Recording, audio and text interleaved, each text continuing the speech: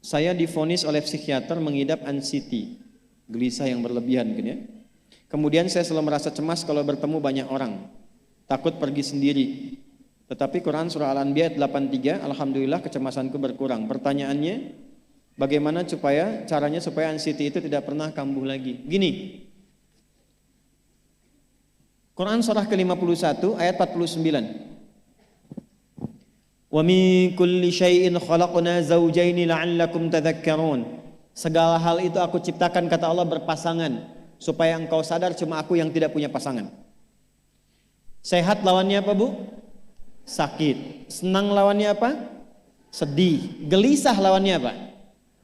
Tenang. Maka kalau ada kegelisahan, kecemasan berlebihan, apa yang disebut dengan anxiety ini, maka cari lawannya. Apa lawannya? Tenang. Amalan apa yang banyak memberikan ketenangan, itu terapinya.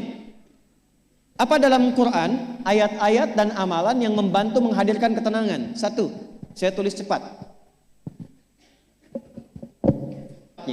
Satu, Quran surah 13 ayat 28. Amalannya dua, Quran surah ke-20 ayat 14.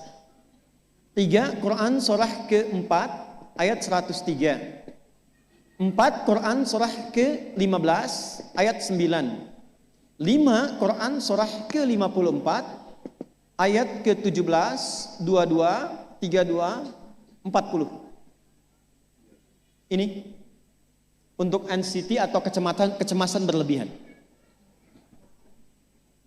1, Quran surah 13 ayat 28. Perhatikan kalimatnya. Pelan-pelan, Bu. Ibu kalau gelisah, cemas itu adanya di hati atau di fisik? Dari hati baru mengalir ke pikiran kan? Baik, perhatikan bagaimana cara menenangkan hati sehingga pikiran ikut tenang. Ini langsung dari Allah.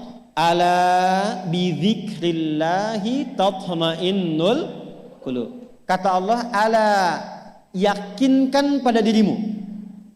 Fokus. Ala itu harful istikhbar wa taukid. Huruf yang berfungsi membuka informasi dan meyakinkan. Jadi kalau ibu ingin tenang, ada yang divonis cemas berlebihan, anxiety. Pertama kata Quran mesti yakin dulu nih.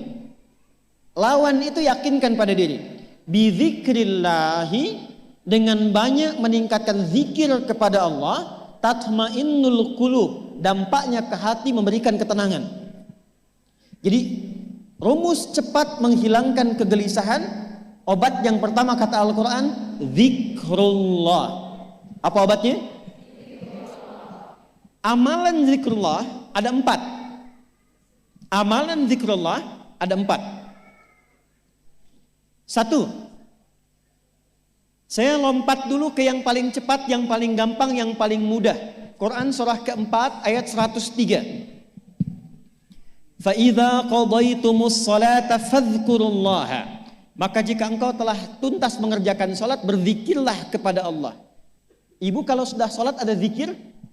Ya? Subhanallah, alhamdulillah, Allahu akbar, astagfirullah, ada itu? Hafal ya?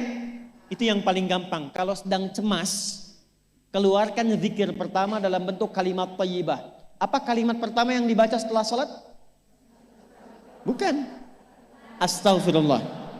Assalamualaikum warahmatullah. Assalamualaikum warahmatullah. Astaghfirullah. Astaghfirullah. Astaghfirullah. Allahumma antas salam wa minkas salam. Tabarakta ya dzal jalali wal ikram. Kalau ingin agak panjang, boleh. Ada yang versi panjangnya. Ya astaghfirullahalazim alladzi la ilaha illa huwal hayyul qayyum wa atubu ilaih. Baca 3 kali. Allahumma antas salam wa minkas salam wa ilaika ya'udus salam. Fahayyina rabbana bis salam wa adkhilna al jannata daras salam. Tabarakta ya dzal jalali. Yang pertama versi singkat, yang kedua digabung dengan doa versi panjang. Kalau sedang gelisah, bacakan cepat, tapi harus yakin. Karena kalimat Qur'annya mesti yakin. Astagfirullah, astagfirullah, astagfirullah. Jangan cuma di lisan sambil ingat Allah. Enggak, ini enggak main-main ya, ini enggak main-main. Jadi begitu sedang gelisah, cemas berlebihan, merasakan cemas, anak gimana belum datang, astagfirullah.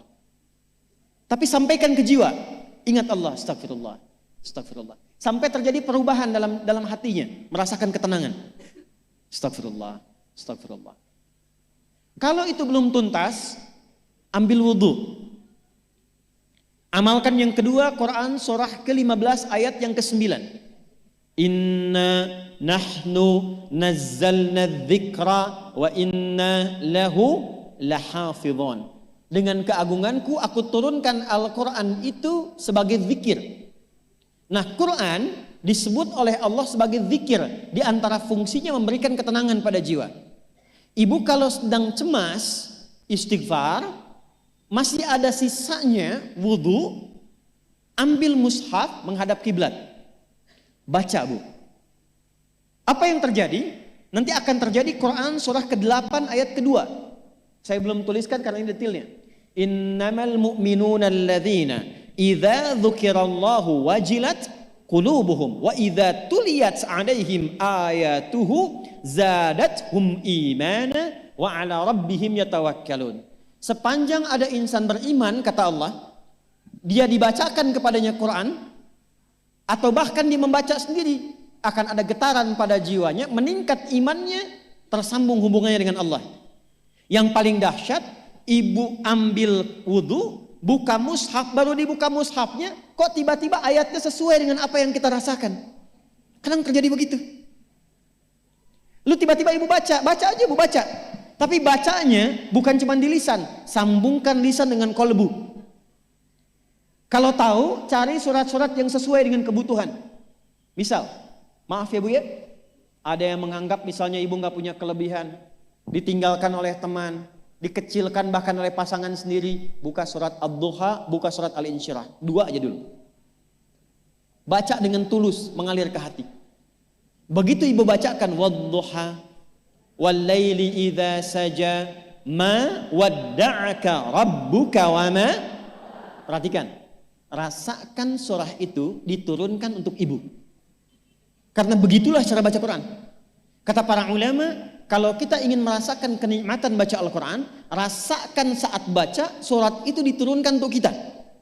Maka cara bacanya akan beda. Wadduha, demi segala kenikmatan yang telah aku berikan kepadamu, seperti engkau nikmat merasakan cahaya duha, aku bersumpah. Wal-laili idza saja, dan demi semua kesulitan yang kau rasakan sekarang seperti gelapnya malam. Ma wadda'aka rabbuka wa ma qala. Hei, tanamkan pada hatimu yang paling dalam, aku tidak akan pernah meninggalkanmu dan engkau tidak seperti apa yang orang-orang lain katakan. Kalau ibu rasakan baca Quran seperti itu, hilang gelisah. Masih ada lagi kegelisahannya, menghadap ke arah kiblat, tunaikan sholat. Sholatnya apa saja? Sesuai dengan waktunya. Kalau duha, duha. Kalau nggak ada waktu khusus, ambil wudhu, sholat mutlak. Sholat wudhu, menghadap ke kiblat. Lalu maaf, saya tutup, saat sujud, tumpahkan semua kegelisahan itu dalam sujud. Tumpahkan semua, sampai air matanya mengalir. Gak apa-apa, tumpahkan semua. Nanti rasakan perubahan yang terjadi setelah sholat tuntas dikerjakan. Karena sholat mengumpulkan semua jenis zikir ini. Istighfar ada dalam sholat? Ada. Ya, ibu ruku sujud baca istighfar. Subhanakallahumma bihamdika Allahumma ighfirli. Subhanallah ada? Alhamdulillah ada? Allahu Akbar ada? Dalam sholat baca Quran? Al-Fatihah itu Quran. Semua ada. Sudah? Yang terakhir,